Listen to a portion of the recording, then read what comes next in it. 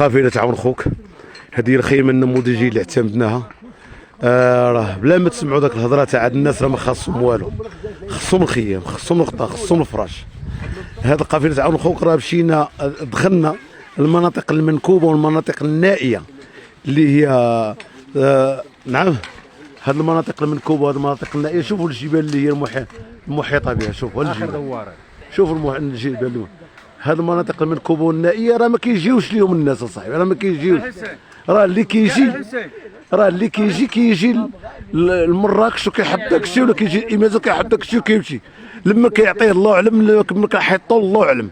الناس ما عارفين شيء.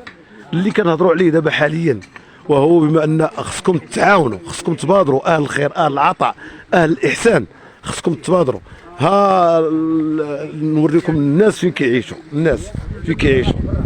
الناس راهم عايشين برا، عايشين دايرين غير الميكات. شوف دايرين غير الميكات.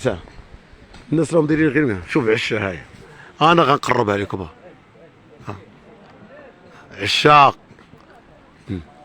دايرين غير الميكات عباد. زيد نشد لكم تقريبا كاين هنا 140 دوار، 140 عائله هنايا. ها تشوف 140 عائله. هاد الناس راه ما قادين يطلبوا، ما قادين يهضروا، ما قادين يديروا حتى حاجه. راهم قعدوا عاجزين، الديور تاعهم تريبوا. كاين اللي ما تريباتش، تشقات ليه ما قادش يقعد فيها.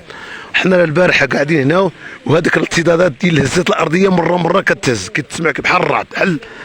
فلهذا قافله عون خوك حنا مستمرين